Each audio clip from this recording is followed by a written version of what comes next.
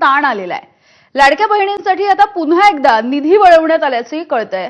लाडक्या बहिणींसाठी आदिवासी विकास विभागाचा निधी हा आता वळवण्यात आलाय आणि या संदर्भातला शासन निर्णय सुद्धा जाहीर झालाय।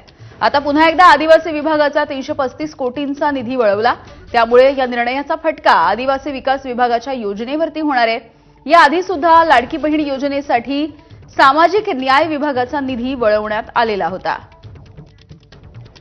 राजू सोनावणे आमचे प्रतिनिधी आपल्याला माहिती देतील। राजू, खरं तर मागच्या वेळेला ज्या पद्धतीने हा निधी सामाजिक न्याय विभागाचा वळवला होता, त्यावेळेला सामाजिक न्याय विभागाचे जे मंत्री आहेत संजय शिरसाट यांनी सुद्धा नाराजी व्यक्त केली होती आणि आता आदिवासी विकास विभागाचा निधी वळवलाय।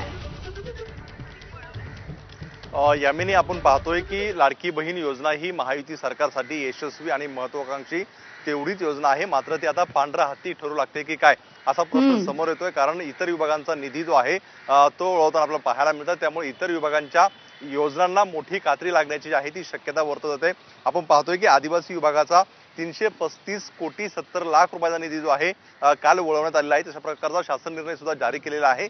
याच्या आधी म्हणजे मागच्या महिन्यात सुद्धा आपण पाहतोय की 335 कोटी 70 लाख आदिवासी विभाग आणि 410 कोटी सामाजिक न्याय विभागाचा निधी जो आहे तो वळवण्यात आलेला होता एप्रिल महिन्यात देण्यासाठी। आणि आता पुन्हा आदिवासी विभागाचा जो आहे तो मे महिन्याचं लाडक्या बहिणींना हप्ता देण्यासाठी हा निधी वळवलेला आहे। त्यामुळे कुठेतरी आदिवासी विभाग असेल सामाजिक न्याय विभाग असेल दोघांमध्ये सुद्धा मोठ्या प्रमाणावरती नाराजी आपल्याला पाहायला मिळते। खरं तर मागच्या वेळी सामाजिक न्याय विभागाचा निधी वळवल्यानंतर मंत्री जे आहे त्यांचा मोठी नाराजी आपल्याला पाहायला मिळाली होती। काल सुद्धा आपल्याला पाहतोय की छगन भुजबळ यांनी आपल्या मंत्रिपदाचा पदभार स्वीकारल्यानंतर आमच्या योजनांना सुद्धा लाडक्या बहिणींमुळे कुठेतरी कात्री लागलेली आहे अशा प्रकारची भावना व्यक्त केलेली होती। त्यामुळे पाहतोय आपण की या दोन्ही विभागांना जे आहे तो मोठा फटका बसताना पाहायला मिळतोय। खरं तर आपण पाहतोय की आदिवासी विभागाचा एकूण 21,495 कोटी रुपयांची तरतूद जी आहे ती करण्यात आलेली आहे आणि त्यामधली हा निधी वर्ग केलेला आहे। त्यामुळे साहजिकच आहे की सामाजिक न्याय विभाग असेल आदिवासी विभाग असेल यांच्या अनेक योजना आहेत, त्यामध्ये विद्यार्थ्यांची शिष्यवृत्ती असेल किंवा अनेक सामाजिक उपक्रम असेल यांना कुठेतरी कात्री लागण्याची दाट शक्यता आहे। यावरती आता अजित पवार